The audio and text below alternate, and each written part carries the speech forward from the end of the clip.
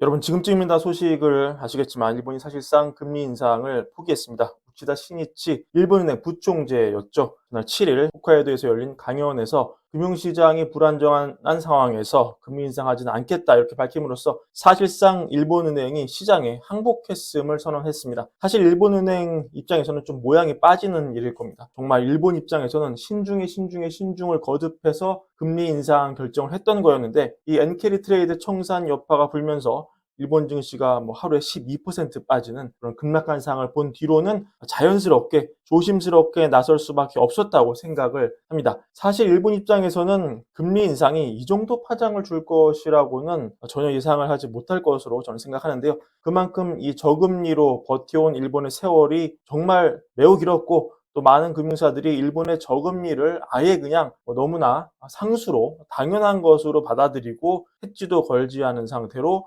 무차별 차입을 해서 전 세계 금융상품에 일본에서 빌린 돈이 안 들어가는 게 없는 것이죠. 그러니까 의도치 않게 일본 엔화가 파생상품이 아닌데 그냥 파생상품처럼 된 거예요. 전 세계가 일본 저금리 캐리 트레이드를 바닥에 깔고 있는 그런 기초자산이 돼버린 그런 형국까지 부지불식간에 진행이 된 것 같고 결국 이게 다시 과거로 돌아가려면 전 세계가 상당한 진통을 겪어야 하는구나를 이렇게 일본이 깨닫고 일본 스스로도 상당한 변동성을 겪어야 한다는 걸 깨달은 상황에서 결국 이 스스로 금리 인상을 포기한다는 반성문을 쓰게 된 것으로 볼 수 있겠습니다. 사실 이것은 미국의 올해 대선과도 무관하다고 보지 못할 겁니다. 지금 해리스로 민주당 후보가 교체된 이후에 미국 대선 정말 박빙으로 가고 있거든요. 여러 설문조사가 있습니다만 최신판 뉴욕타임즈를 보면은 지금 전국조사에서 해리스가 48, 트럼프가 47 나오고요. 스윙 스테이트 보면은 위스콘신에서 해리스가 50, 트럼프가 49, 미시간에서 트럼프가 49, 해리스가 49, 펜실베이니아에서 트럼프 49, 47.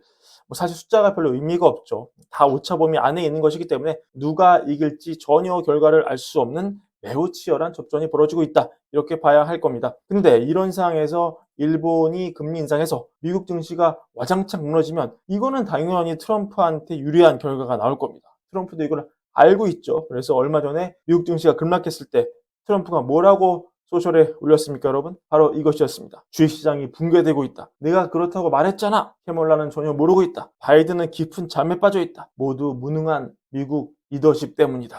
이렇게 즉 미국 증시의 하락이 해리스보다는 트럼프에 유리한 결과라는 것을 트럼프 스스로도 알고 있는 것입니다. 트럼프 선거 운동에 요긴하게 쓸 수 있는 자료라는 것을 트럼프가 알고 있는 것이죠. 그렇다면은 일본이 이 글로벌 증시를 계속 불안하게 놔둘 금리 인상 카드를 들고 있다면 일본의 의도와는 무관하게 일본이 해리스보다는 트럼프를 밀고 있다. 이런 모양새로 해석될 여지가 있기 때문에 아마도 일본은 이런 리스크까지 고려하지 않을 수 없었을 것입니다. 그리고 일본의 전격 금리 인상 사실상 포기라는 메시지는 우리가 얼마 전 봤던 엔케리 트레이드 청산 공포라는 거대한 리스크의 한 장은 닫혔음을 의미하고 이제 더 이상 증시가 순전하게 이 변수로는 크게 움직이지는 않을 것임을 보여줬습니다. 이미 백신을 맞았음을 알려주고 있죠. 사실은 이런 여파로 오늘 미국 증시는 장 초반 올랐었습니다. 결국은 하락 마감을 했죠. 이제 다시 이 증시는 외부 변수가 아닌 과거 우리가 친숙했던 변수를 중심으로 또 등락을 거듭하는 모습을 보일 것 같은데요. 결국 오늘 증시를 움직인 동력은 이날 나왔던 10년물 국채금리 입찰이었습니다. 이날 420억 달러 규모 10년 만기 국채 입찰이 나왔는데 굉장히 안 팔렸습니다. 응찰률이 2.32배가 나와서 앞선 6번의 평균치 2.53배에 크게 미치지 못했고 낙찰률 16% 나와서 앞선 6번의 평균 17.2%를 하회했습니다. 결국 이 경매 전후에 금리가 모든 것을 보여주는 것인데요. 국채금리가 경매 결과 후에 튀어오르면서 미국 장기채를 일반적으로 선호하던 그런 심리가 급격하게 얼어붙었다. 이런 모습을 보여줬습니다. 그럼 왜 이 안전자산 채권의 수요 부진이 위험자산 증시의 하락으로 연결되었느냐? 일단 이것은 시장이 이번 국채 입찰 부진을 좀 이례적인 현상이라고 생각했기 때문일 텐데요.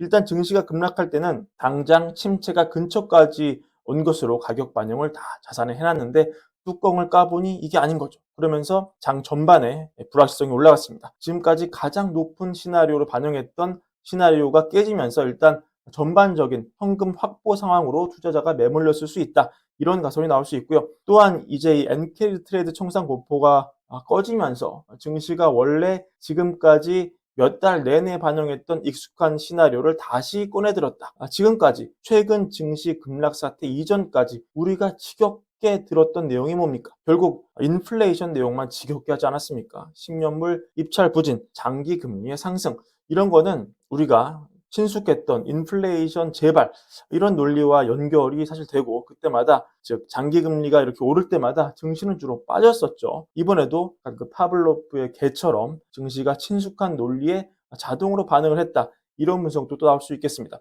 또 하나 시장이 이제 일본에서 더 이상 혹은 일본 자금을 바탕으로 한 대규모 자금이 더 이상 미국 국채를 사주지 않겠구나. 엔캐리 트레이드 청산 공포는 끝났지만 이게 추가 엔캐리 트레이드로 나오지는 않겠구나.